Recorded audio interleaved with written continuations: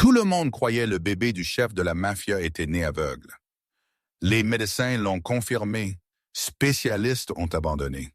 Et même son propre père, l'homme le plus craint à Boston, a perdu espoir. Pendant des mois, l'enfant a vécu en silence, ne réagissant jamais, ne souriant jamais, ne voyant jamais. Mais alors, une nouvelle femme de ménage a été embauchée. Elle n'avait aucune formation médicale, elle ne faisait pas partie d'aucune équipe. Elle était juste là pour nettoyer et aider autour de la maison.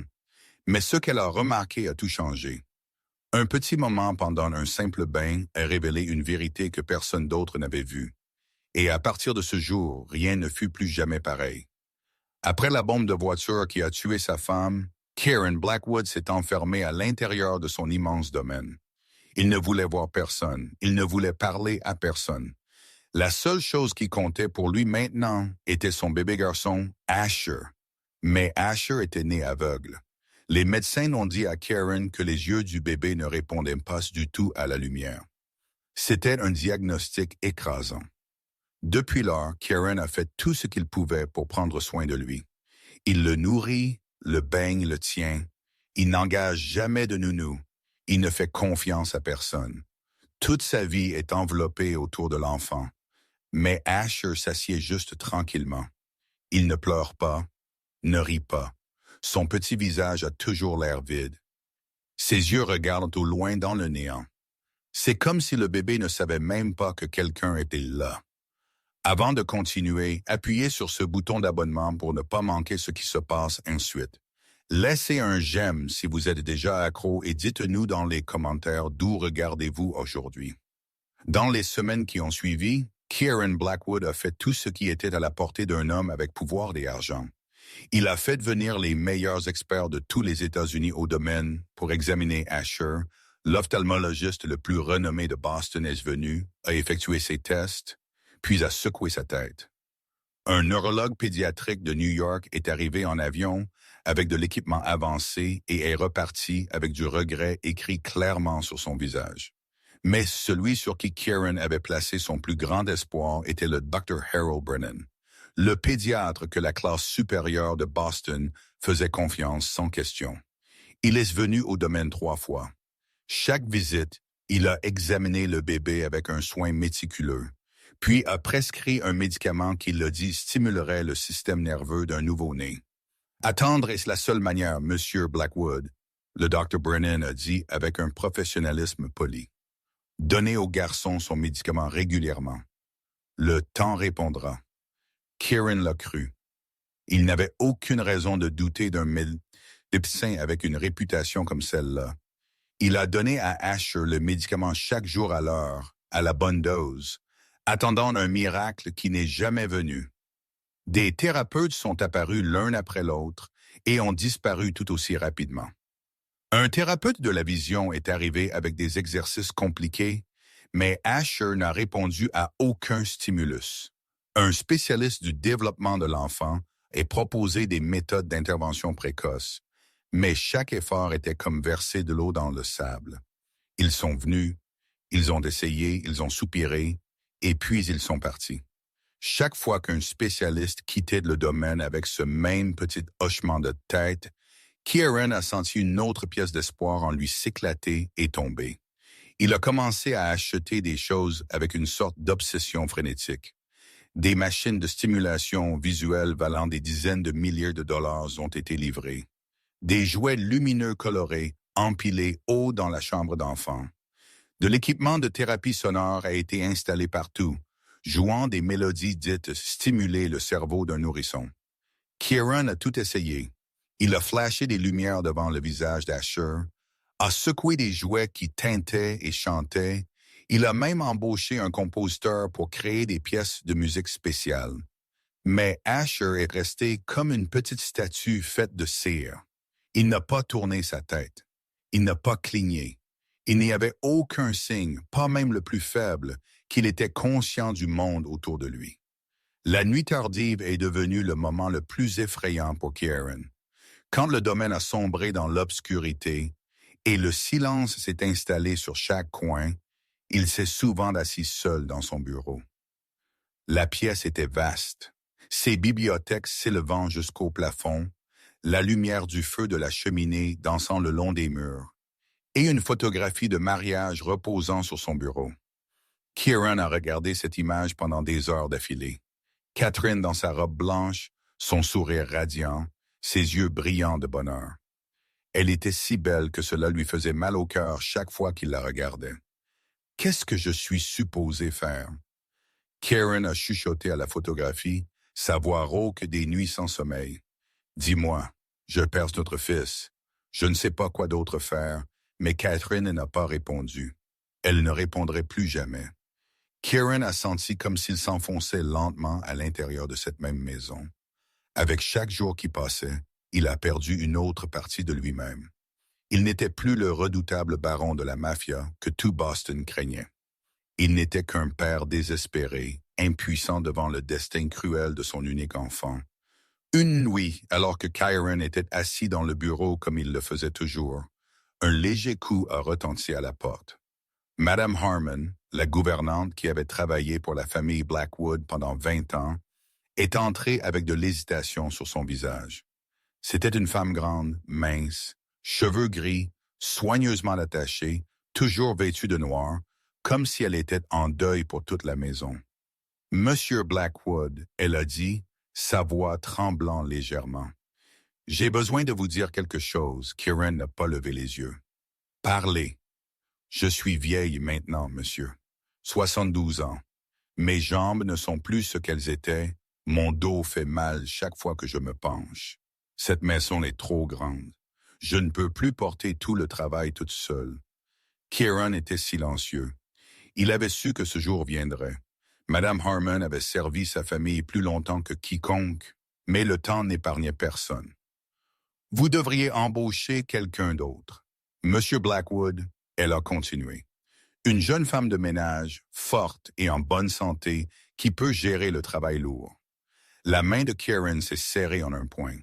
Engager quelqu'un de nouveau signifiait laisser un étranger entrer dans cette maison, dans sa vie, dans l'espace qu'il essayait de protéger pour Asher. Il ne faisait confiance à personne, pas après ce qui était arrivé à Catherine. Mais alors qu'il regardait Madame Harmon debout là, son dos courbé, ses mains instables, Kieran a su qu'il n'avait pas d'autre choix. « D'accord, » il a dit, sa voix épuisée. « Trouvez quelqu'un. Pas besoin de parler, juste du travail. » Madame Harmon a hoché la tête, laissant échapper un soupir de soulagement. Elle s'est tournée et est partie. Et Kieran était de nouveau seul avec l'obscurité et le poids de ses pensées. Il ne savait pas que cette décision changerait tout. Il ne savait pas que la nouvelle femme de ménage apporterait ce qu'aucun expert n'avait pu. Et c'est ainsi que Nora Sinclair a été embauchée au domaine Blackwood. Nora Sinclair est arrivée au domaine Blackwood tôt un matin dans les premiers jours d'octobre, quand le brouillard était encore épais sur les rangées d'arbres bordant la route vers la banlieue la plus riche de Boston. Elle se tenait devant l'énorme portail en fer, sa main gauche tenant un petit sac en tissu avec quelques vieux changements de vêtements, sa main droite serrant le contrat d'emploi qui avait été signé la semaine précédente. Le portail s'élevait à plus de 3 mètres de haut, ses motifs de pourriture s'enroulant en boucle complexe. Une lettre B ornée placée au centre, comme un avertissement silencieux à quiconque voulait entrer. La voiture noire qu'il avait prise à la gare routière s'est arrêtée derrière elle, et le chauffeur est resté dans le véhicule, silencieux pendant tout le trajet.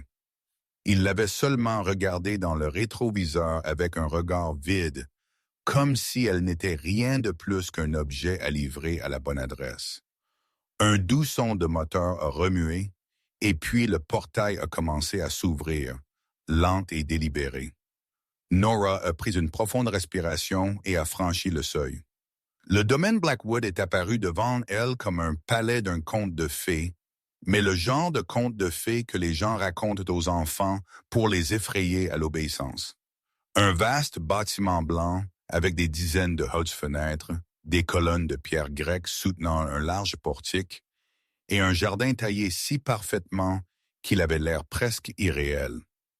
Pourtant, ce qui a le plus attiré l'attention de Nora n'était pas le luxe ou son échelle.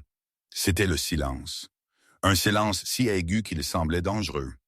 Elle avait travaillé dans de nombreux endroits, des appartements exigus aux élégantes demeures, mais jamais elle n'était entrée dans un endroit si silencieux qu'elle pouvait entendre son propre battement de cœur. Il n'y avait pas de musique, pas de conversation, pas de chant d'oiseaux, pas de vent passant à travers les feuilles. Cette maison était trop grande, trop belle et trop silencieuse pour un endroit où des gens vivaient.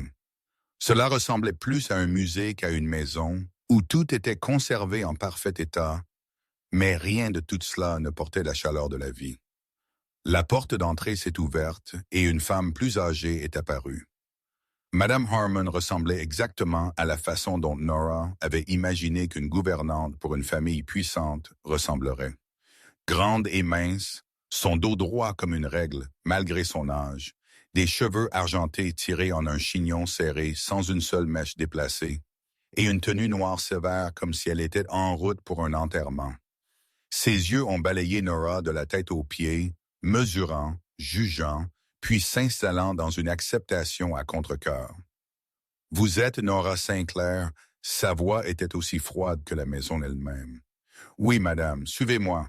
Je vais vous expliquer les règles. » Nora a suivi Madame Harmon à l'intérieur, ses yeux prenant constamment tout. Le grand hall était énorme, le plafond s'élevant haut au-dessus, un lustre en cristal scintillant au-dessus de la tête, et un escalier en colimaçon s'enroulant vers l'étage supérieur. Tout était si propre, c'était presque aveuglant, comme si personne n'avait jamais rien touché du tout. Madame Harmon s'est arrêtée au centre du hall et s'est tournée vers Nora avec un regard strict. « Il y a 3 règles que vous devez retenir si vous voulez travailler ici », elle leur dit, ne laissant aucune place à la négociation. « Premièrement, » s'éclaircit la gorge, « vous n'entrez jamais dans la chambre du maître à moins d'être appelé. Deuxièmement, vous ne posez pas de questions sur le passé, sur la famille ou sur quoi que ce soit qui ne concerne pas votre travail. Troisièmement, vous ne faites pas de bruit fort. Monsieur Blackwood déteste le bruit. » Nora a hoché la tête, s'engageant chaque mot à la mémoire. Monsieur Blackwood n'aime pas les étrangers. Madame Harmon a continué, sa voix baissant. « Il vous a embauché parce que je le lui ai demandé, pas parce qu'il le voulait. Vous travaillez, vous êtes payé et vous restez tranquille. Comprenez-vous? » « Oui, madame, je comprends. » Nora était habituée à cela. Elle était habituée à être traitée comme invisible, comme une ombre se déplaçant à travers une maison que personne ne remarquait vraiment. C'était comment elle avait survécu pendant les 2 dernières années depuis qu'elle avait tout perdu. Madame Harmon l'a étudié un moment de plus, puis a hoché la tête. « Une chose de plus », elle a dit, et il y avait quelque chose dans sa voix que Nora ne pouvait pas tout à fait nommer. Il y a un enfant dans la maison, le fils de Monsieur Blackwood. Le garçon a des problèmes. Ne dérangez pas le maître quand il est avec l'enfant, et ne posez pas de questions sur le garçon. Nora voulait demander ce qui n'allait pas avec l'enfant, mais elle l'a retenu. Règle numéro 2, ne demandez pas. Elle a seulement hoché la tête en silence. Madame Harmon a mené Nora au sous-sol où il y avait une petite pièce réservée pour l'aide. Elle était juste assez grande pour un lit étroit, une vieille armoire et une petite table poussée contre une fenêtre qui donnait sur l'arrière-cour. Froide mais propre, Nora a posé son sac sur le lit et regardé autour, mais s'est dit qu'elle avait vécu dans des endroits pires que celui-ci. Le premier jour, Nora a commencé à apprendre le travail. Elle a essuyé chaque pièce, chaque coin des escaliers, chaque statue et vase coûteux. Pendant qu'elle travaillait, elle a regardé. La maison était pleine de jouets d'enfants, des ours en peluche perchés sur des étagères, des voitures jouets alignées en rangées soigneuses, des livres d'images brillants éclatants de couleurs. Mais il n'y avait pas de rire, pas de babillage, pas de pleurs, pas de petites voix exigeantes, seulement un lourd silence pesant partout. Tard dans l'après-midi, alors que Nora nettoyait l'escalier qui menait au 2e étage, elle a entendu un son, un chuchotement, très doux, très faible, dérivant d'une pièce au bout du couloir, Elle s'est arrêtée et a incliné sa tête pour écouter. C'était une voix d'homme, basse et rauque, comme s'il parlait à quelqu'un. Mais il n'y avait pas de réponse, seulement cette voix, stable et triste, comme une prière récitée dans une pièce vide. Nora voulait s'approcher pour entendre plus clairement, mais alors elle s'est souvenue des yeux froids de Madame Harmon et des règles qu'elle avait établies. Nora a baissé sa tête, a continué à nettoyer les escaliers et a essayé de ne pas penser à cette pièce mystérieuse où à l'enfant, la gouvernante a dit, avait des problèmes. Le troisième jour au domaine Blackwood, Nora a été assignée à nettoyer le couloir du deuxième étage. C'était une zone mademoiselle. Armand évitait habituellement de la laisser s'approcher, mais aujourd'hui le dos de la gouvernante faisait mal et elle a dû s'allonger pour se reposer. Alors, le travail a été réaffecté. Nora portait un seau d'eau et un chiffon de nettoyage, marchant doucement sur le tapis épais pour ne pas faire de bruit. Elle avait appris que le silence était une règle de survie dans cette maison. Alors qu'elle s'approchait de la fin du couloir, Nora a réalisé que la porte de la pièce où elle avait entendu chuchoter le premier jour était légèrement ouverte. Une mince bande de lumière jaune pâle s'échappait de l'intérieur et gisait sur le sol. Elle savait qu'elle ne devrait pas regarder. Elle s'est souvenue de l'avertissement de Madame Harmon clairement, mais ses pieds semblaient avoir une volonté propre, la déplaçant plus près lentement jusqu'à ce qu'elle puisse voir. Kieran Blackwood était assis dans une chaise à bascule à côté d'un berceau en chêne, son dos tourné en partie vers l'embrasure de la porte. C'était la première fois que Nora avait jamais vu son employeur, et elle a dû ravaler une respiration aiguë. Il était beaucoup plus grand qu'elle n'avait imaginé, avec de larges épaules tirées serrées sous une chemise noire, et une longue cicatrice courant de son hausse de la mâchoire jusqu'à son menton, comme une marque laissée par un passé violent. Son visage avait l'air sculpté dans la pierre, anguleux et dur. Et dans le reflet des fenêtres, elle pouvait distinguer ses yeux, froids comme la glace dans le plus cruel hiver de Boston. C'était l'homme que toute la ville craignait. C'était le chef de la mafia, les rumeurs disaient, qui tuait sans hésitation. Celui qui avait construit un empire souterrain avec le sang et les larmes de ses ennemis. Pourtant, la manière dont il tenait le bébé dans ses bras n'était rien de tel. Doux, prudent, comme s'il tenait la chose la plus précieuse au monde, craignant que la plus petite négligence ne puisse la briser. Asher gisait blotti contre son père, petit et fragile comme une poupée de porcelaine. Kieran chantait d'une berceuse sous sa respiration, sa voix rauque et tremblante, rien comme la figure terrifiante que les gens décrivaient. La mélodie était simple, les mots anciens, peut-être une chanson que quelqu'un lui avait chantée quand il était enfant. Nora se tenait là, n'osant pas bouger, n'osant pas respirer trop fort. Elle a regardé Asher et a senti son cœur se serrer. Les yeux du bébé étaient grands ouverts, mais ils étaient vides, comme deux billets de verre, fixés sur rien, ne répondant à rien. Il gisait immobile comme une petite statue, ne souriant pas, ne pleurant pas, ne agitant pas ses mains ou ne donnant pas de coups de pied comme les bébés ordinaires le faisaient. Tout comme Madame Harmon l'avait dit, le garçon avait des problèmes. Puis Karen a arrêté de chanter. Il a penché sa tête contre le bord du berceau et ses épaules ont commencé à trembler en vagues inégales. Nora a réalisé qu'il pleurait. Il n'y avait pas de sanglots, pas de bruit d'étouffement, seulement le tremblement silencieux de ses épaules et des larmes qu'elle pouvait voir scintiller sur ses joues dans la douce lumière jaune. L'homme le plus effrayant de Boston pleurait comme un enfant impuissant devant le destin. Nora a reculé, son cœur battant si fort qu'elle avait peur que Kieran l'entende. Elle a quitté le couloir aussi vite qu'elle a pu, portant cette image dans son esprit. Cet homme n'était pas ce que les rumeurs disaient qu'il était.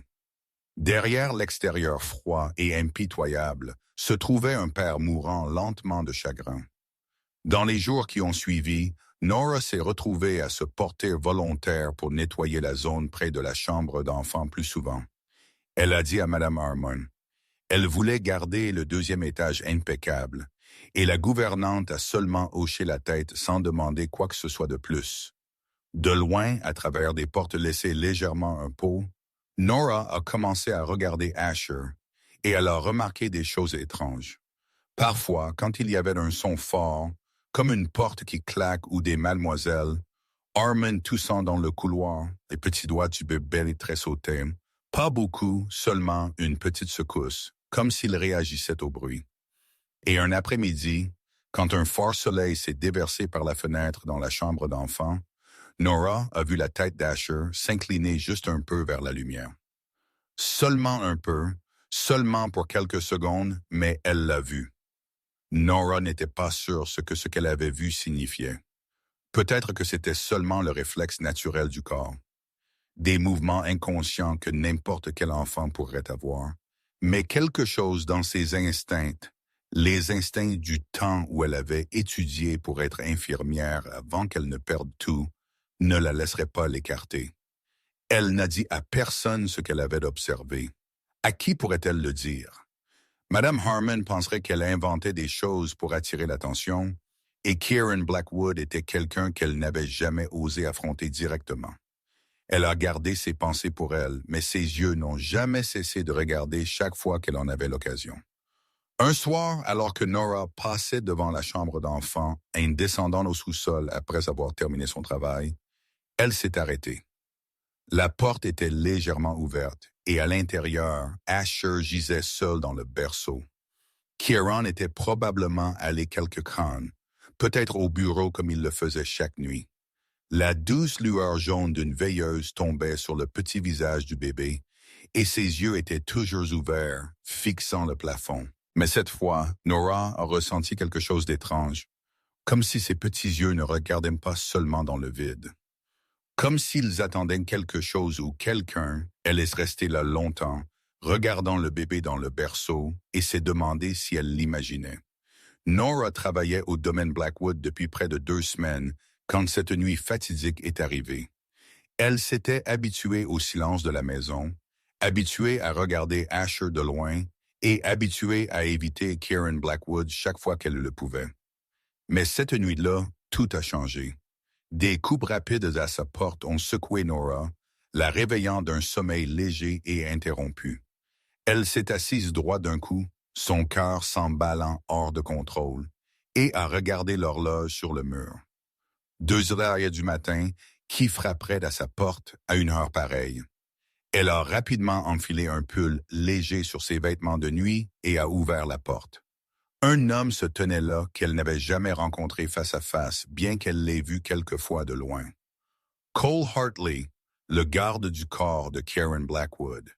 Il était grand et puissamment bâti avec des cheveux coupés courts et des yeux aussi perçants que ceux d'un faucon. Mais cette nuit, la tension se montrait clairement sur le visage qui était habituellement froid et illisible.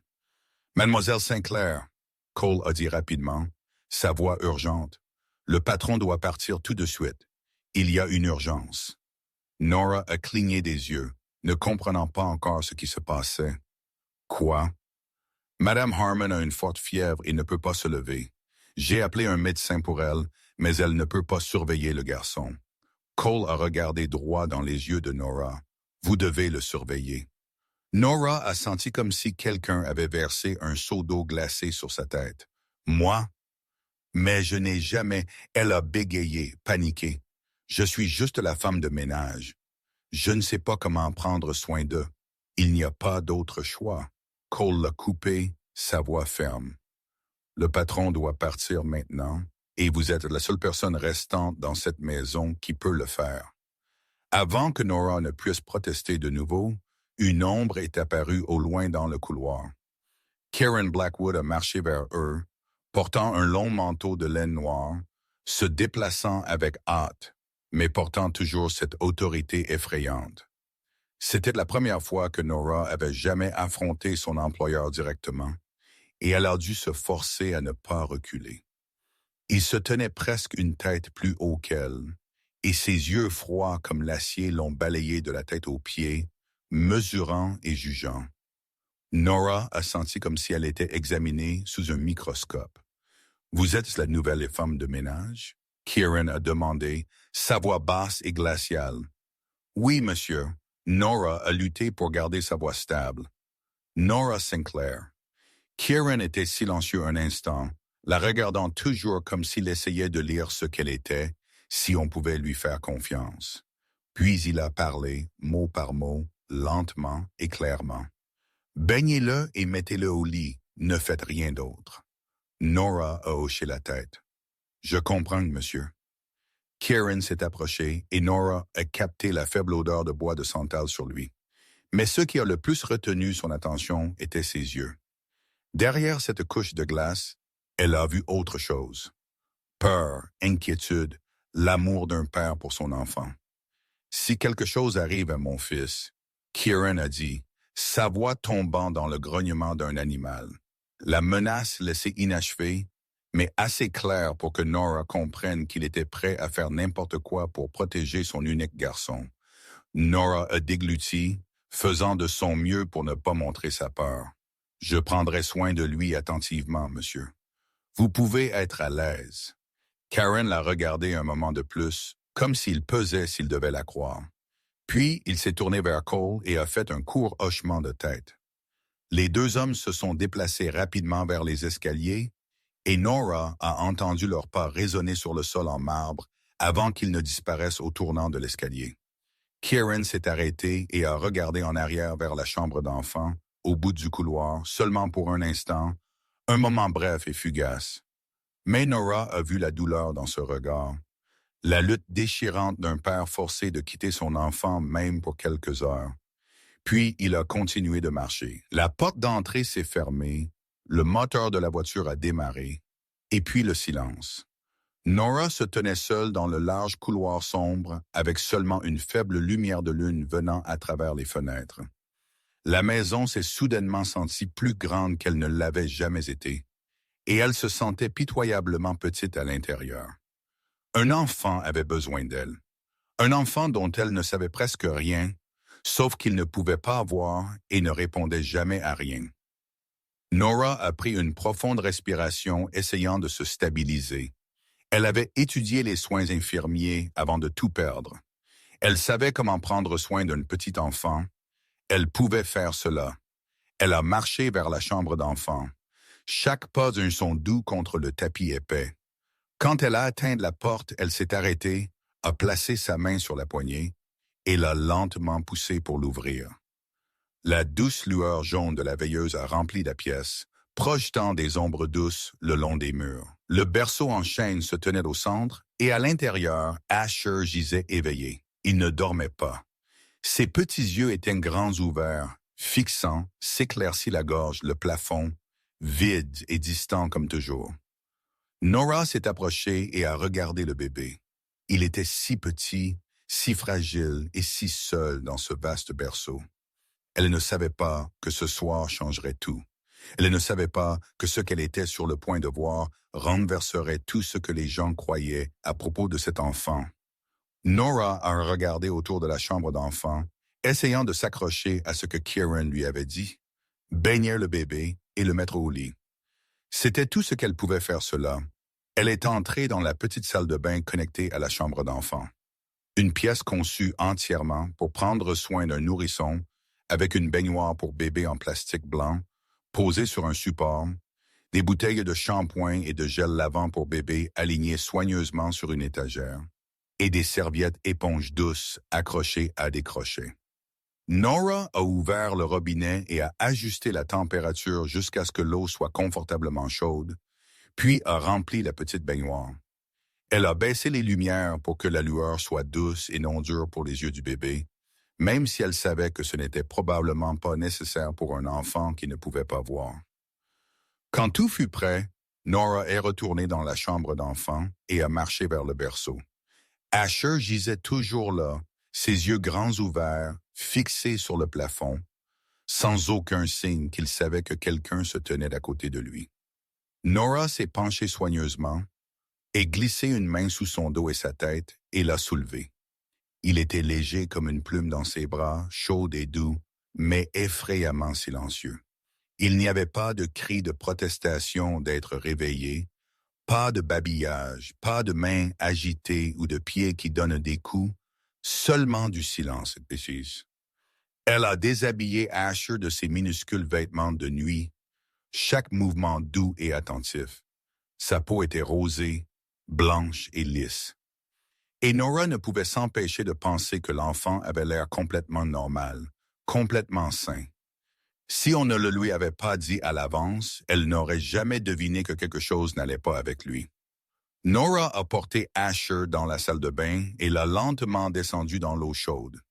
D'une main, elle a soutenu sa tête, et de l'autre, elle a puisé de l'eau et l'a laissé couler sur son corps. Asher n'a pas réagi. Il n'a pas tressailli à l'eau, ne s'est pas adouci dans la chaleur. Il gisait juste là, les yeux ouverts, et visait le néant comme s'il était dans un monde entièrement différent. Nora a pris la bouteille de gel lavant pour bébé de l'étagère, en a versé un peu dans sa paume et l'a fait mousser. Un léger parfum de lavande s'est répandu dans l'air. Elle a commencé à le frotter doucement sur le corps d'Asher, de l'épaule au bras, de la poitrine au ventre, lui parlant doucement pendant qu'elle travaillait, même si elle savait qu'il ne pouvait pas comprendre. C'était une habitude de sa formation infirmière, toujours parler aux patients qu'ils répondent ou non, pour que l'air se sente moins tendu, ou peut-être seulement pour se apaiser elle-même. Nora a levé sa main savonneuse et a soufflé légèrement. De minuscules bulles de savon ont flotté vers le haut, scintillant sous la douce lumière jaune, tourbillonnant dans l'air avant d'éclater. Elle a souri à elle-même, se souvenant du temps où elle avait soufflé des bulles pour Penny, sa petite sœur, quand Penny était petite. Puis elle est devenue immobile. Son cœur a semblé s'arrêter. Les yeux d'Asher bougeaient, ne regardant pas dans le vide comme il le faisait toujours. Il suivait les bulles. Nora n'a pas osé respirer. Elle avait peur que le plus petit mouvement, le moindre son, ne brise le moment et prouve qu'elle l'avait imaginé. Mais non, ses minuscules yeux ont continué à suivre la dernière bulle jusqu'à ce qu'elle éclate à la surface de l'eau. Les mains de Nora ont tremblé alors qu'elle faisait plus de mousse et soufflait de nouveau. Lentement, délibérément, elle a observé chaque changement dans le regard d'Asher, et cette fois, elle était sûre. Ses yeux suivaient. Clairement, sans équivoque, les bulles ont dérivé vers la gauche, et ses yeux se sont déplacés à gauche. Les bulles sont montées plus haut et ses yeux se sont levés. Les bulles sont tombées et ses yeux sont tombés. Des larmes ont coulé sur les joues de Nora avant même qu'elle ne réalise qu'elle pleurait. Elle a regardé autour de la salle de bain pour quelque chose d'autre à tester. Sur l'étagère, il y avait une petite cuillère en argent utilisée pour mesurer le lavage. Elle l'a attrapée avec sa main libre et l'a tenue devant Asher. La surface polie a attrapé la lumière et a scintillé comme une minuscule étoile. Nora l'a déplacée lentement de gauche à droite. Les yeux d'Asher ont suivi.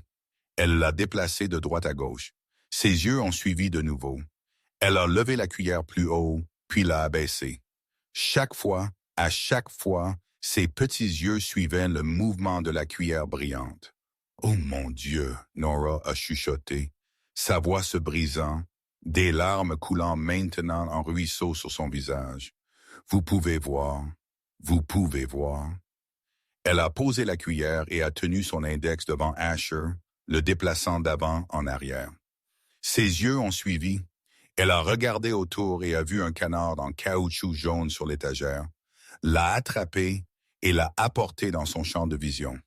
Elle a déplacé le canard et encore une fois, ses petits yeux ont suivi chaque mouvement. Nora ne pouvait plus le retenir. Elle a soulevé Asher hors de la baignoire, l'a enveloppé dans une serviette douce et l'a serré fort contre sa poitrine. Elle a pleuré sans bruit, des larmes tombant sur les fins cheveux soyeux du bébé. Ce bébé n'était pas aveugle. Asher pouvait voir. Mais s'il pouvait voir, pourquoi avait-il été silencieux pendant des mois? Pourquoi n'avait-il pas répondu à son père, aux gens autour de lui? Pourquoi chaque médecin, chaque spécialiste avait-il insisté qu'il était aveugle de naissance?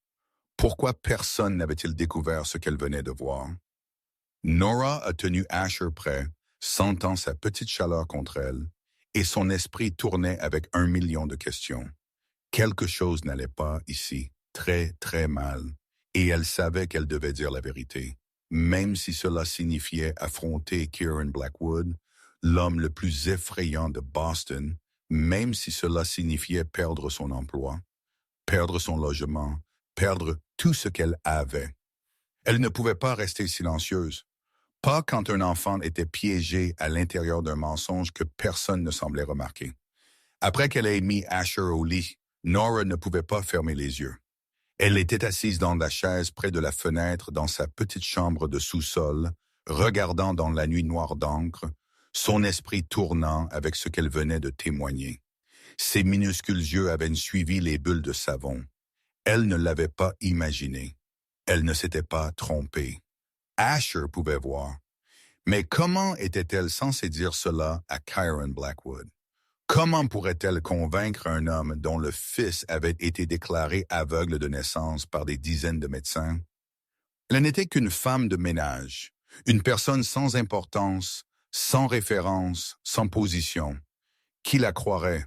Et pourtant, elle ne pouvait pas rester silencieuse. L'image de Kieran pleurant à côté du berceau, l'image de ses larges épaules tremblant de chagrin continuait de la hanter. Cet homme mourait un peu plus chaque jour pour un enfant qu'il croyait ne le verrait jamais. Elle devait lui dire la vérité, quoi qu'il arrive. Quand l'horloge a rampé vers 3h du matin, Nora avait entendu une voiture s'arrêter au portail. Elle a rapidement mis une autre couche et est montée les escaliers, attendant dans le grand hall. La porte d'entrée s'est ouverte et Kieran est entré, froidement derrière lui. Nora a vu l'épuisement gravé sur le visage de son employeur. Les angles aigus de celui-ci, en quelque sorte, encore plus froids sous la lumière jaune. Il y avait des marques suspectes sur son manteau noir, des traînées sombres auxquelles Nora ne voulait pas penser de trop près. Kieran enlevait ses gants quand il l'a remarqué debout au pied des escaliers. Son front s'est froncé, son regard s'aiguisant instantanément. « Quelque chose ne va pas? Mon fils va bien? Asher va bien, monsieur? » Nora a dit, luttant pour garder sa voix stable. « Il dort. Mais j'ai besoin de vous dire quelque chose. » Kieran a laissé échapper un souffle fatigué et est passé devant elle vers les escaliers. « Demain, je suis fatigué. Monsieur Blackwood. » Nora l'a suivi dans une précipitation imprudente et est entrée sur son chemin, son cœur martelant à l'intérieur de ses côtes. Asher n'est pas aveugle. Le silence est tombé comme un lourd rideau. Kieran s'est arrêté, son dos toujours tourné vers elle. Cole Hartley s'est figé derrière lui, ses yeux passant rapidement entre eux deux. Puis Kieran s'est retourné lentement, terrifiamment. La lassitude dans ses yeux avait disparu maintenant, remplacée par quelque chose de dangereux, comme un animal qui avait été provoqué. « Qu'avez-vous juste dit? » Sa voix a baissé, presque un grognement. Nora a dégluti, mais elle n'a pas reculé. « Votre fils n'est pas aveugle, il peut voir. » Kieran s'est approché. Chaque pas une menace silencieuse. Il était beaucoup plus grand qu'elle, et se tenant devant elle comme ça, Nora s'est sentie si petite qu'il était difficile de respirer. « Qui êtes-vous pour dire cela? » Kieran a mordu chaque mot. « Que savez-vous de mon fils? Vous êtes ici depuis 2 semaines. Je l'ai vu de mes propres yeux. » Nora a forcé sa voix à rester stable. « Quand je l'ai baigné, j'ai soufflé des bulles de savon et ses yeux les ont suivis. J'ai déplacé une cuillère en argent devant lui et ses yeux ont suivi cela aussi. J'ai essayé avec un jouet avec mon doigt et à chaque fois ses yeux ont réagi, il peut voir. » Monsieur Blackwood Kieran a éclaté. « Êtes-vous folle? » Il a crié, sa voix résonnant à travers le vaste hall. « Les meilleurs médecins ont examiné mon fils. Les meilleurs spécialistes ont confirmé qu'il était né aveugle. Qui pensez-vous être? Vous êtes juste une femme de ménage, quelqu'un qui ne sait rien. Et vous vous tenez ici me disant qu'ils ont tous tort. » Nora a senti des larmes monter, mais elle les a refoulées. Elle a compris sa fureur. Il avait espéré et avait été écrasé trop de fois. Il avait été blessé trop profondément. Et maintenant, une femme de ménage inconnue lui disait quelque chose qui ressemblait à une blague cruelle. « À quel jeu jouez-vous? » Kieran a continué, sa voix devenant glaciale. « Voulez-vous de l'argent ou quelqu'un vous a-t-il envoyé ici pour me tourmenter, pour jouer avec ma douleur? Je ne complote rien. » Nora a dit, sa voix commençant à trembler, bien qu'elle ne bougeât toujours pas. « Je ne fais que vous dire ce que j'ai vu. Sortez de ma maison. » Kieran a pointé vers la porte, ses yeux brûlants de colère. « Tout de suite, je ne veux plus jamais revoir votre visage. » Nora est restée là où elle était. Elle savait qu'elle devrait avoir peur. Elle savait que l'homme devant elle pourrait lui faire n'importe quoi et personne n'oserait poser de questions. Mais l'image d'Asher gisant dans le berceau, ses petits yeux suivant les bulles, lui a rendu impossible de partir. « Vérifiez par vous-même, » elle a dit, plus calme qu'elle ne s'y attendait. « Utilisez une lampe de poche, utilisez un jouet de couleur vive, déplacez-le devant Asher et voyez si ses yeux réagissent. Si j'ai tort, je partirai sans que vous ayez à me jeter dehors. Mais si j'ai raison, » elle a laissé la phrase en suspens. Kieran est tombé silencieux, ses yeux brûlants toujours. Mais quelque chose d'autre bougeait en dessous. Doute. Et plus profondément encore, caché derrière la rage, un fragile fil d'espoir qu'il essayait d'écraser. Ou peut-être que c'était de la peur. Peur d'espérer et d'être déçu de nouveau. Peur de croire et d'être trahi. Il l'a regardé un long moment en silence tendu. Cole Hartley se tenait derrière lui. Harry, n'osant pas bouger ni parler. Finalement, Karen a dit, sa voix froide et vide, « Retournez à votre chambre. » Puis il s'est tourné et est monté les escaliers, sa haute silhouette disparaissant au tournant. Nora est restée là et l'a regardé partir, son cœur battant toujours. Elle savait qu'il vérifierait. Peu importe à quel point il était en colère, peu importe à quel point il ne voulait pas croire, il vérifierait parce que c'était son fils, parce que c'était le seul espoir qu'il lui restait. Elle a seulement prié qu'elle ne se trompe pas, parce que si elle l'était, elle perdrait tout de nouveau. 4 heures du matin et Kieran Blackwood n'avait toujours pas dormi. Il était assis dans son bureau tandis que la lumière du feu de la cheminée dansait à travers les hautes bibliothèques, projetant des ombres étranges contre les murs. Le verre de whisky dans sa main était toujours plein, pas une seule goutte n'ayant touché ses lèvres. Il ne voulait pas boire. Il ne pouvait pas boire. Pas quand les mots de la femme de ménage continuaient de résonner dans sa tête comme une chanson brisée qui refusait de finir. Il a suivi les bulles de savon. Ses yeux ont bougé avec tout. Asher n'est pas aveugle. Kieran a serré les dents, essayant de repousser les pensées. C'était seulement la parole d'une femme de ménage. Une étrangère sans nom qui était là depuis 2 semaines, sans diplôme médical, sans expertise. Que savait-elle de la condition d'Asher? Qui était-elle pour affirmer que chaque grand médecin s'était trompé? Le Dr. Harold Brennan, le pédiatre que Boston respectait, avait déclaré Asher aveugle de naissance. Des spécialistes de New York des hôpitaux les plus prestigieux avaient atteint la même conclusion. Kieran avait dépensé des centaines de milliers de dollars en examens et traitements. Il n'y avait aucun moyen qu'ils aient tous tort. Mais si c'était vrai, Kieran a posé le whisky sur son bureau, le son du verre rencontrant le bois coupant à travers le silence. Il a regardé la photographie de mariage de lui-même et Catherine sur le bureau. Catherine souriait sur la photo, ses yeux brillants de bonheur. Si elle était encore vivante, que lui dirait-elle maintenant? Il connaissait la réponse. Catherine lui dirait de vérifier. Elle dirait que même s'il n'y avait qu'une chance sur 1 million, ils devaient essayer parce que c'était leur fils, parce que c'était Asher. Kieran s'est levé et a quitté le bureau, montant l'escalier. Chaque pas semblait lourd, comme si ses bottes étaient remplies de plomb, et son cœur battait plus fort à chaque regard qu'il prenait. Il s'est arrêté à la porte de la chambre d'enfant, sa main se refermant autour du bouton, et a réalisé qu'il tremblait. Kieran Blackwood, l'homme que tout Boston craignait, tremblait comme un enfant. Cela faisait des années que ses mains n'avaient pas tremblé comme ça. Il a poussé la porte pour l'ouvrir et est entré, la fermant doucement derrière lui. La douce veilleuse jaune brillait toujours. Et dans le berceau en chêne, Asher gisait éveillé. Ses petits yeux étaient à moitié ouverts, fixés sur le plafond comme il l'était toujours, vide, distant, sans vie.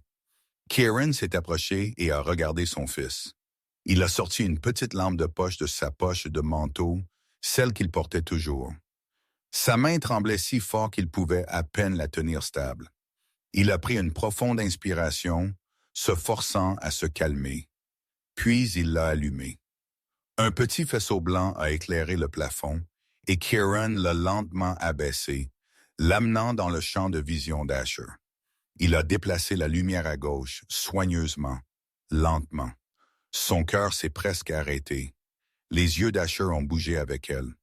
Kieran a arrêté de respirer. Il a déplacé la lumière à droite. Les yeux d'Asher ont suivi.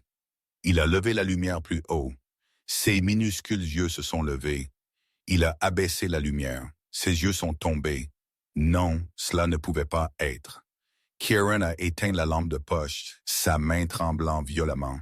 Il a regardé autour de la pièce et a vu l'ours en peluche jaune vif qu'il avait acheté pour Asher des mois auparavant. L'ours qu'Asher n'avait jamais regardé, n'avait jamais une seule fois atteint. Il l'a ramassé et l'a apporté dans le champ de vision de son fils. Il l'a déplacé à gauche, à droite, plus haut, plus bas. Chaque fois. Les minuscules yeux d'Asher ont suivi. Kieran s'est effondré à côté du berceau. Ses genoux ont heurté le parquet, mais il n'a pas ressenti la douleur. Il n'a rien ressenti sauf l'énorme vague d'émotion s'écrasant sur lui et le traînant sous. Des larmes ont coulé sur son visage. Des larmes qu'il avait refoulées pendant des mois. Tu peux voir ton père, il a chuchoté, sa voix se brisant. Tu peux voir ton père, Asher. Tu peux voir. Comme s'il avait entendu la voix de Kieran. Asher a tourné sa tête vers lui, bien que de petits yeux aient regardé le visage de Kieran. Et même s'il n'y avait pas de sourire, process et pas de babillage, c'était la première fois que Kieran sentait que son fils le voyait vraiment.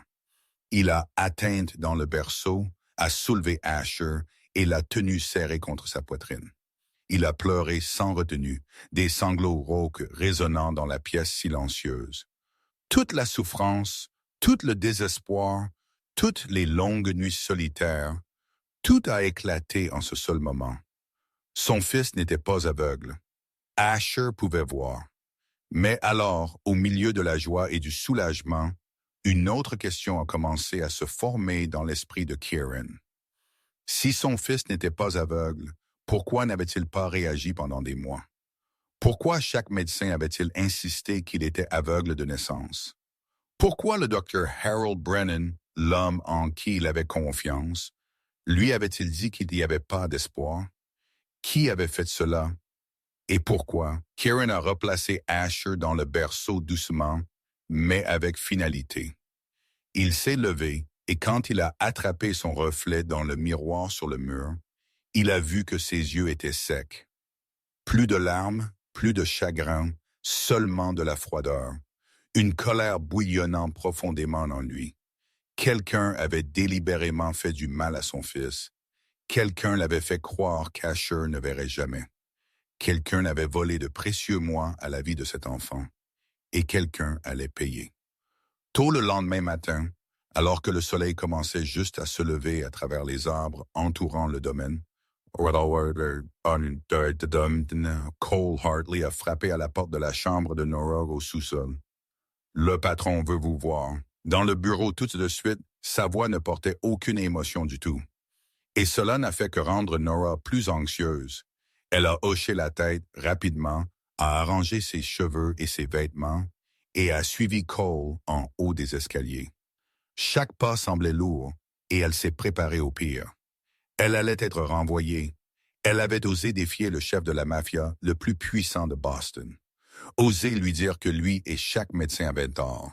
Quel ait tort ou raison, un homme comme Kieran Blackwood n'accepterait jamais d'être humilié par une femme de ménage inconnue. Elle serait forcée de partir une fois de plus, perdant son logement, perdant son emploi, retournant à une vie d'errance sans idée de ce que demain apporterait. Cole s'est arrêté à la porte du bureau, a frappé 2 fois, puis l'a ouverte pour que Nora entre. La pièce était vaste, bordée de bibliothèques qui s'élevaient jusqu'au plafond. La cheminée était éteinte depuis longtemps et la lumière du matin se déversait par la grande fenêtre au bout. Kieran se tenait là, le dos tourné vers elle, regardant le jardin au-delà. Il portait toujours les vêtements de la nuit précédente, inchangés, sans avoir dormi. La porte s'est fermée derrière Nora et le silence s'est installé sur la pièce. Elle se tenait les mains serrées, attendant que la tempête éclate sur sa tête. Mais Kieran n'a rien dit. Il s'est simplement tenu là, silencieux, et le silence s'est étiré si longtemps que Nora a senti comme si elle pourrait suffoquer à l'intérieur. Puis il s'est retourné. Nora a vu ses yeux injectés de sang, des ombres sombres et meurtries en dessous, l'épuisement gravé dans chaque ligne dure de son visage. Mais il y avait autre chose dans son regard, quelque chose qu'elle n'avait jamais vu auparavant. « Vous aviez raison », Kieran a dit, sa voix rauque. 3 mots simples, et Nora pouvait à peine croire qu'elle les avait entendus. Elle est restée immobile, ne sachant comment réagir, ne sachant quoi dire. Kieran s'est approché, et elle pouvait voir à quel point il travaillait dur pour forcer à sortir ce qui venait d'ensuite. Ses lèvres ont bougé comme si les mots étaient coincés dans sa gorge, refusant de se libérer. « Je suis désolé, il a finalement réussi. À propos d'hier soir, à propos de ce que je vous ai dit. » Nora n'arrivait pas à le croire. Kieran Blackwood s'excusait auprès d'elle. Le chef de la mafia le plus craint à Boston, l'homme que personne n'osait rencontrer les yeux dans les yeux, se tenait devant elle et prononçait des excuses. Elle pouvait voir à quel point c'était difficile pour lui, comme si cela faisait des années qu'il s'était rabaissé comme ça devant quelqu'un. « J'ai vérifié. » Kieran a continué, sa voix tremblant légèrement. « Mon fils peut voir. Vous aviez raison. » Nora a laissé échapper un souffle tremblant, un morceau du poids sur ses épaules se levant finalement. « Je suis contente que vous me croyiez, Monsieur Blackwood. »« Je suis contente, Asher. » Kieran l'a regardé, ses yeux tenant toujours quelque chose de difficile à lire. « Pourquoi vous souciez-vous » il a demandé, sa voix baissant. « Vous êtes seulement la femme de ménage. Vous n'avez aucune raison de vous soucier de mon fils. Alors pourquoi » Nora était silencieuse un instant, pesant ce qu'elle devrait dire.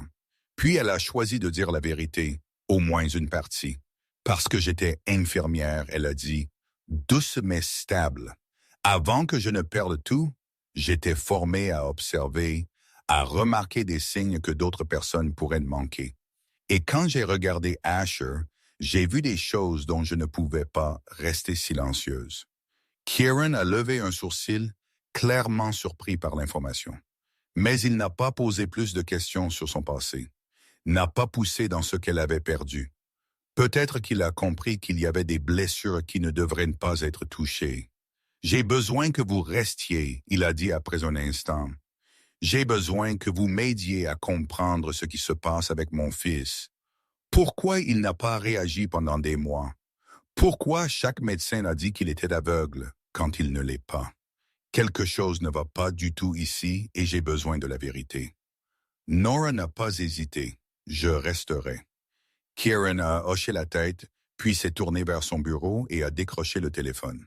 « J'appelle un autre médecin », il a dit en composant. « Quelqu'un en qui j'ai confiance pour me donner de vraies réponses, pas les mensonges que j'ai entendus pendant des mois. » Cette nuit-là, après que tout le monde dans le domaine se fut endormi, Nora était assise seule dans la vaste cuisine.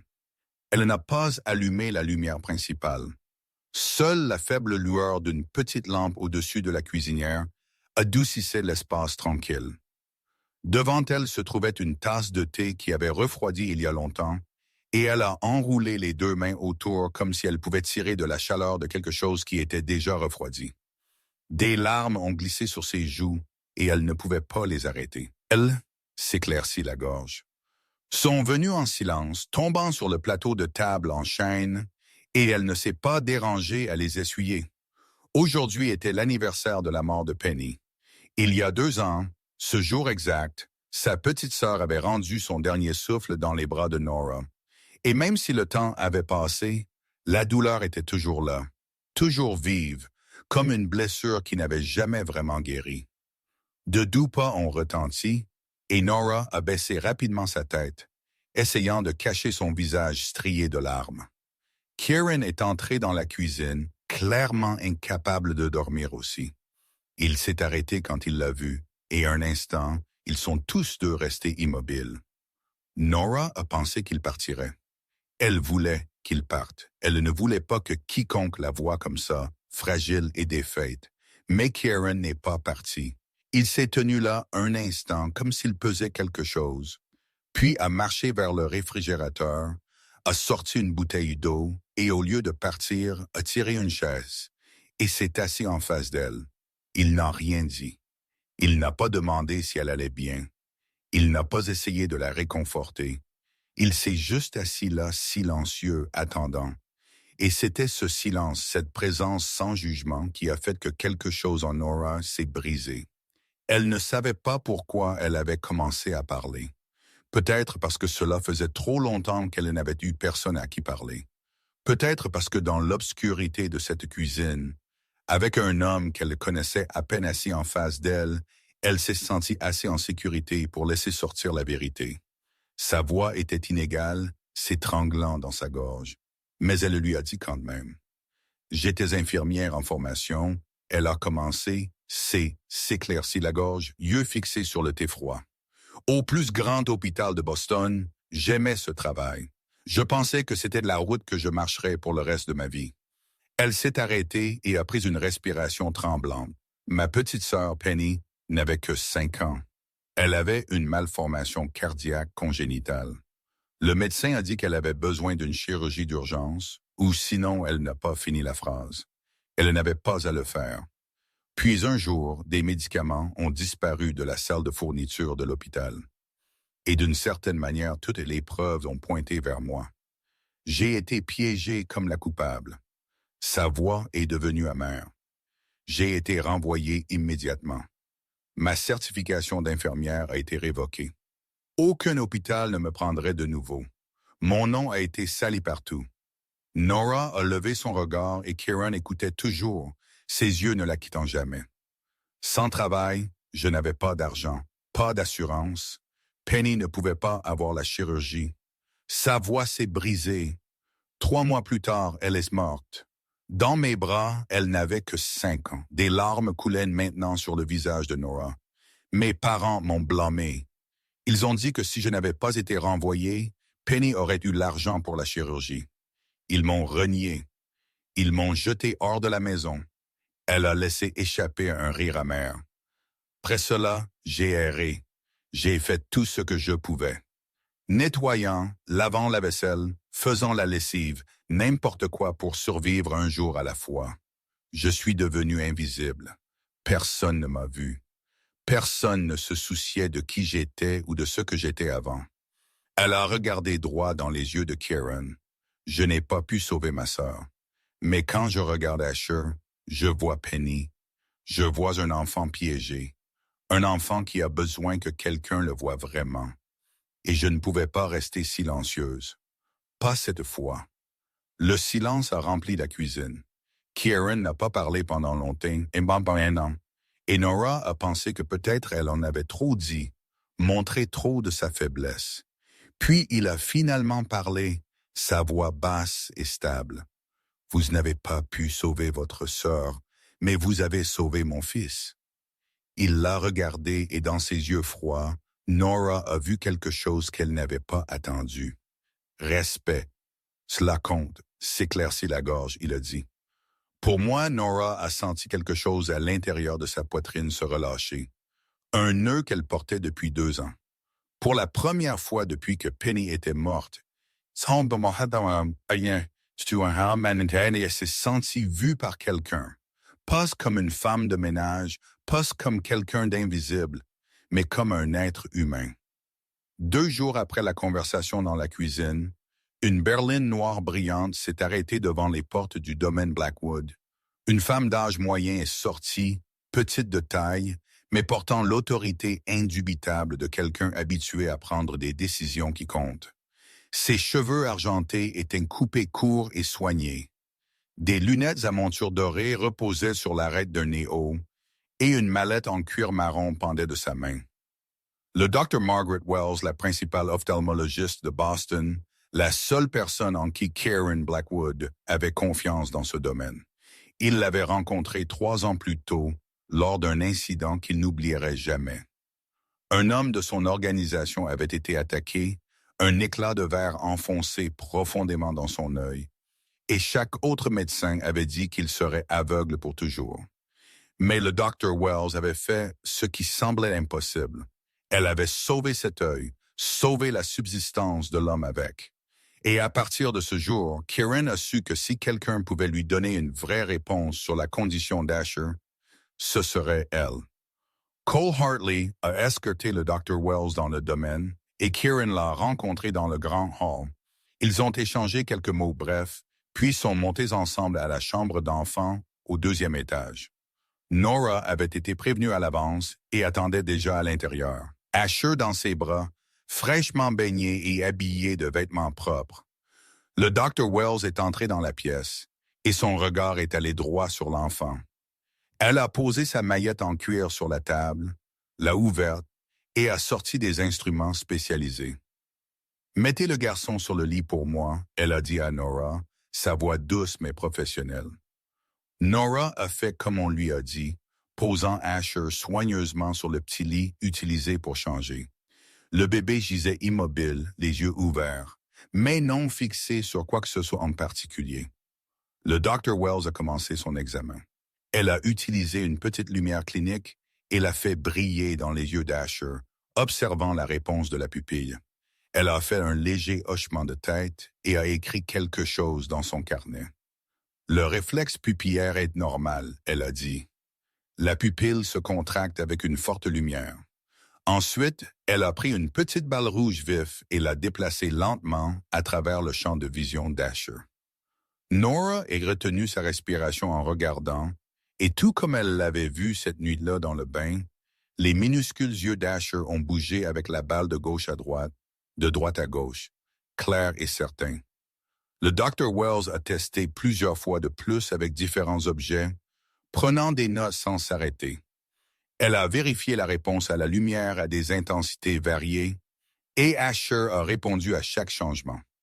Ses yeux étaient pleinement sensibles à la lumière, se resserrant quand c'était trop brillant, s'élargissant quand la lueur s'adoucissait. Après près d'une demi-heure de tests attentifs, le Dr. Wells s'est assise en arrière dans la chaise à côté du lit, son expression grave. Karen se tenait en face d'elle, les bras croisés sur sa poitrine, essayant de contenir l'anxiété bouillonnant à l'intérieur de lui. « Monsieur Blackwood », le Dr. Wells a commencé, sa voix lente et délibérée. Les yeux du garçon sont complètement normaux structurellement. Il n'y a aucun signe de cécité congénitale. La cornée est claire. La rétine est saine. Le nerf optique ne montre aucun dommage physique. Kieran a pris une profonde inspiration. Alors pourquoi n'a-t-il pas réagi pendant des mois? Et pourquoi chaque autre médecin a dit que mon fils était aveugle? Le Dr. Wells est tombé silencieux un instant, ses yeux baissés vers Asher, gisant immobile sur le lit. Quelque chose a supprimé son système nerveux visuel, elle a dit. Pas génétique, pas de traumatisme, influence externe. Elle a levé les yeux vers Kieran. Le garçon a-t-il pris des médicaments prescrits après la naissance? Kieran s'est tourné vers Cole avec un signal. Cole est parti immédiatement et est revenu quelques minutes plus tard avec un dossier médical. Kieran l'a tendu au Dr. Wells. C'est tout ce qui a été donné à mon fils depuis qu'il est né. La plupart de cela a été prescrit par le Dr. Harold Brennan, le pédiatre. Le Dr. Wells a ouvert le dossier et ses yeux se sont déplacés page après page. Puis elle s'est arrêtée sur une page et son visage a changé. Ses sourcils se sont froncés. Sa bouche s'est serrée en une ligne dure. Ce médicament, elle a dit, indiquant une ligne dans le dossier. Qui a prescrit cela pour le garçon? Karen a baissé les yeux.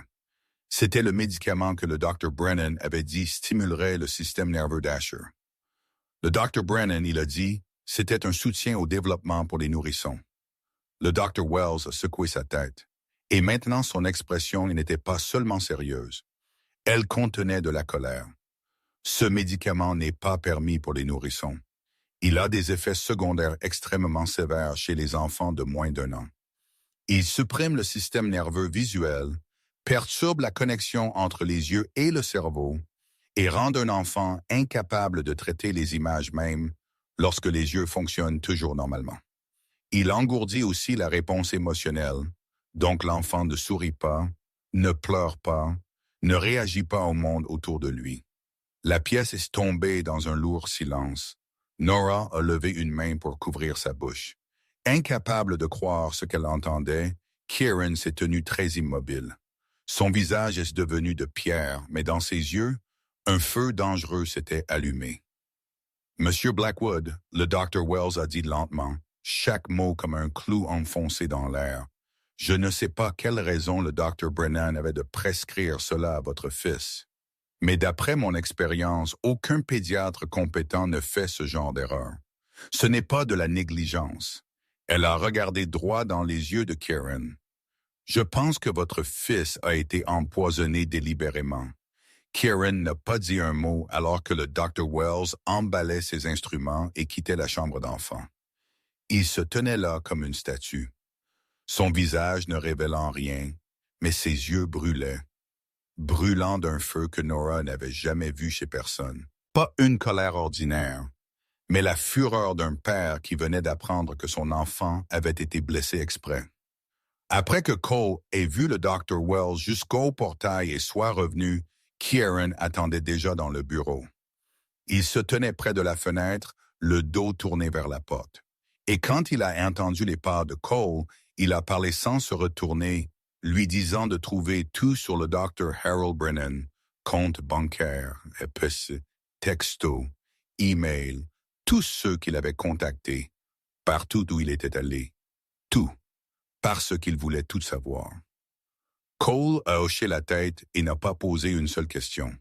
Il avait travaillé pour Kieran assez longtemps pour savoir quand rester silencieux et exécuter les ordres. La porte du bureau s'est fermée et Kieran a sombré de nouveau dans l'obscurité de cette vaste pièce, seul avec les pensées noires se tordant à travers son esprit. 3 jours plus tard, Cole Hartley est revenu au domaine avec un dossier épais dans sa main. Il est entré dans le bureau où Kieran avait passé la plupart des jours précédents à attendre cette information. Nora était là aussi, debout dans le coin, regardant avec des yeux anxieux. Cole a dit qu'il l'avait trouvé, posant le dossier sur le bureau de Kieran, et a averti que Kieran n'aimerait pas ce qui était à l'intérieur. Kieran a ouvert le dossier et a commencé à lire. Avec chaque page qu'il tournait, son visage devenait plus sombre. Ses yeux se sont rétrécis, sa mâchoire serrée si fort que Nora pouvait voir les tendons se dessiner le long de son cou. La première page était une copie du relevé bancaire du Dr. Harold Brennan. Une grosse somme, 500 000 $, avait été transférée sur le compte de Brennan juste quelques jours après la naissance d'Asher. L'argent provenait d'un compte anonyme à l'étranger. Les pages suivantes contenaient les résultats de traçage de Cole. Il avait utilisé chaque connexion qu'il avait dans le monde souterrain pour trouver d'où l'argent venait vraiment. Et le nom au bout de la chaîne a frappé Kieran comme un éclair.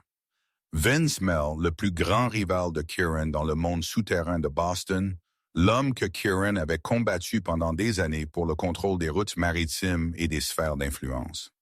Un ennemi au-delà de toute réconciliation. Kieran a continué à tourner les pages et la forme complète du complot est apparue clairement avec une clarté qui semblait monstrueuse. Cole avait récupéré des messages chiffrés entre Brennan et un numéro de téléphone enregistré sous un faux nom, mais appartenant en vérité à l'un des hommes de Mell. Les s'éclaircit la gorge, message montrait que tout avait été planifié à l'avance. Vince Mell avait essayé de tuer Kieran avec une bombe placée dans sa voiture. Mais ce jour-là, Catherine avait pris la voiture de Kieran pour aller faire des courses pour Asher, l'enfant qu'elle portait, et elle est morte à la place de son mari. Asher est né prématurément à cause du choc de l'explosion, et sa mère n'a pas survécu. Quand le plan d'assassinat a échoué, Mel est passé à un deuxième plan. Il ne pouvait pas tuer Kieran, mais il pouvait le détruire de l'intérieur. Faire du fils unique de Kieran, l'héritier de l'Empire Blackwood, quelqu'un d'inutile. Un héritier aveugle serait la plus grande humiliation pour la lignée Blackwood. Cela ruinerait Kieran non par la mort, mais par le désespoir. Le Dr. Brennan, avec sa réputation et la confiance que les gens lui accordaient, avait été choisi pour exécuter ce plan. Il a prescrit le médicament nocif à Asher dès les premiers jours, puis a assuré à Kieran que le bébé était aveugle de naissance et qu'il n'y avait pas de traitement. Une conspiration parfaite. Le craquement du bois qui s'éclatait a retenti dans le bureau. Kieran avait frappé son poing sur le bureau en chaîne avec une force terrifiante, le fendant net par le milieu. Nora a sursauté en arrière, tandis que Cole est resté immobile, habitué depuis longtemps aux tempêtes qui vivaient à l'intérieur de son employeur. Kieran a rugi qu'il mourrait. Brennan, Mel, tous, qu'il les déchirerait un par un. Il a bondi vers la porte, ses yeux injectés de sang. Chaque pensée rationnelle noyée sous la rage. Il irait chez Brennan tout de suite. Il enroulerait ses mains autour de la gorge de l'homme qui avait empoisonné son fils. Il le ferait, mais Nora s'est placée devant l'embrasure de la porte, les bras écartés. Elle savait que c'était de la folie, savait qu'elle se tenait devant une bête en proie à une frénésie, mais elle ne pouvait pas le laisser partir. Kieran lui a grogné de bouger, ses yeux sur elle comme si elle était un obstacle à enlever. Nora a dit que s'il tuait Brennan, il irait en prison et Asher perdrait son père. Et voulait-il cela? Voulait-il que son fils grandisse sans père à ses côtés? La manière dont le garçon avait déjà perdu sa mère. Kieran s'est arrêté comme si une lame s'était enfoncée dans sa poitrine. Sa respiration était lourde, ses larges épaules montant et descendant, mais ses pieds n'avançaient pas. Nora lui a dit de laisser la loi s'en occuper, de recueillir des preuves, de traduire Brennan en justice, de laisser le monde entier voir ce qu'était vraiment le Dr. Harold Brennan. Pour lui faire tout perdre, sa réputation, sa carrière, sa liberté, parce que c'était la punition qu'il méritait. Et si Kieran le tuait, il ne ferait que lui donner une mort facile et détruire sa propre vie dans le processus. Kieran l'a regardé, le feu de la fureur toujours vivant dans ses yeux. Mais derrière cela, la raison a commencé à revenir. Lente et réticente, il a pensé à Asher, à ses minuscules yeux qui pouvaient suivre la lumière, à l'avenir qu'il voulait construire pour son fils. Et il a su que Nora avait raison. Après un long silence, Kieran a dit à Cole de contacter son avocat et de tout préparer pour porter l'affaire devant le tribunal. Pour la première fois de sa vie, Kieran Blackwood, le chef de la mafia le plus craint à Boston, a choisi la voie légale pour son fils et pour la femme se tenant devant lui. La femme qui avait osé bloquer son chemin quand le monde entier aurait été trop effrayé pour essayer. Sous la supervision du Dr. Margaret Wells, Asher a été complètement retirée du médicament nocif que le Dr. Brennan avait prescrit. Elle est venue au domaine Blackwood 2 fois par semaine pour surveiller le rétablissement du bébé, et à chaque visite, elle apportait de meilleures nouvelles. Le petit corps d'Asher éliminait progressivement le poison, et son système nerveux se reconnectait lentement avec le monde extérieur. Dans la première semaine, les changements étaient minuscules, mais ils étaient suffisants pour apporter de l'espoir. Les yeux d'Asher ont commencé à se concentrer sur des objets au lieu de dériver sans but, comme ils l'avaient fait auparavant. Quand Nora a tenu l'ours en peluche jaune devant lui, ses petits yeux ne regardaient plus à travers. Ils le regardaient vraiment, comme s'il essayait de comprendre ce qui était là. Le Dr. Wells a expliqué que son cerveau réapprenait à traiter les images après des mois de suppression. La deuxième semaine a apporté des progrès plus clairs. Asher a commencé à suivre le mouvement avec ses yeux exprès. Sa tête tournait quand Nora se déplaçait dans la pièce et ses oreilles se dressaient chaque fois qu'un son apparaissait. Un après-midi, quand Mme Harmon a accidentellement laissé tomber un plateau dans la cuisine, Asher est sursauté et a tourné sa tête vers le bruit. C'était la première fois qu'il réagissait au son consciemment, et Nora a dû sortir de la pièce pour pouvoir pleurer seule de joie. Dans la 3e semaine, le miracle est vraiment arrivé. Kieran était assis sur le sol de la chambre d'enfant avec Asher, suivant les conseils d'un thérapeute que le Dr. Wells avait recommandé. Il avait besoin d'interagir avec son fils Moore, utilisant des expressions faciales et sa voix pour susciter une réponse. Kieran Blackwood, le chef de la mafia froid et effrayant, était assis sur le sol faisant des grimaces pour son petit garçon. Il a gonflé ses joues, a plissé son nez, a tiré sa langue et a fait des bruits ridicules qu'il n'avait jamais imaginé pouvoir faire. Nora se tenait dans l'embrasure de la porte, regardant la vue étrange avec un petit sourire sur ses lèvres. Et puis c'est arrivé. Asher a regardé son père, ses petits yeux se concentrant sur le visage contorsionné de Kieran. Puis le coin de sa bouche s'est levé et il a souri. Le premier sourire, le premier rire, un petit son clair qui a résonné à travers la pièce comme une cloche. Kieran est devenu immobile. Il a regardé son fils, riant, les minuscules yeux brillants, les joues potelées rouges, et il a senti comme si le monde avait arrêté de tourner. Il ne savait pas depuis combien de temps il attendait ce moment. Il ne savait pas à quel point son désespoir avait été profond quand il croyait qu'il n'entendrait jamais le rire de son enfant. Et maintenant ce rire remplissait la pièce, réel, vivant, impossible. Kieran a tiré Asher dans ses bras, des larmes glissant sur son visage sans aucune tentative de les cacher. Il a pleuré de la manière dont il n'avait jamais pleuré devant personne, pleurant de bonheur, de soulagement, du sentiment que toute la souffrance des mois passés avait finalement mené à quelque chose qui comptait. Nora se tenait à la porte, les larmes aux yeux, témoin d'un moment qu'elle savait qu'elle n'oublierait jamais. Le rire d'un enfant a été entendu dans le domaine Blackwood pour la première fois en près d'un an. À partir de ce jour, Nora a passé plus de temps avec Asher. Le jeu des bulles de savon est devenu leur rituel. Chaque bain, elle soufflait des bulles chatoyantes et Asher tendait ses petites mains pour les attraper. Des gloussements montant chaque fois qu'une bulle éclatait contre sa peau douce. Elle lui a chanté des berceuses qu'elle avait une fois chantées à Penny. Et cette fois, l'enfant dans ses bras écoutait, répondait, vivait. Asher a commencé à s'accrocher à Nora d'une manière dont il ne s'était jamais accroché à personne. Il a pleuré quand elle a quitté la pièce, ses petits yeux la suivant avec inquiétude, et il a rayé de bonheur chaque fois qu'elle revenait, les bras tendus pour être tenus. Le lien entre eux s'est approfondi chaque jour. Un lien qui n'avait besoin ni de mots, ni d'explications, seulement du genre le plus simple et le plus pur de confiance et d'amour. Kieran a tout regardé de loin. Il a vu la manière dont Nora prenait soin de son fils, la manière dont elle lui parlait, la manière dont elle lui souriait. Et à l'intérieur de Kieran, un sentiment étrange a commencé à monter, un sentiment qu'il avait cru mort avec Catherine. Le domaine Blackwood n'était plus un musée de chagrin. Les pièces froides contenaient maintenant des rires. Les couloirs silencieux portaient maintenant des pas pressés cherchant un jouet de bébé, et les cœurs des gens vivants à l'intérieur. Petit à petit, redevenaient chauds. 2 mois après que le complot a été exposé, le Dr. Harold Brennan a été arrêté dans sa propre maison luxueuse dans une banlieue de Boston.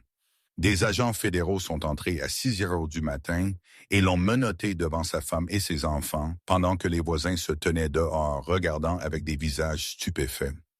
La nouvelle s'est répandue comme une traînée de poudre. Le pédiatre le plus célèbre de Boston, l'homme en qui les familles de la classe supérieure avaient entièrement confiance, a été accusé d'avoir délibérément prescrit le mauvais médicament pour nuire à un nourrisson et d'avoir accepté des pots de vin d'une organisation criminelle.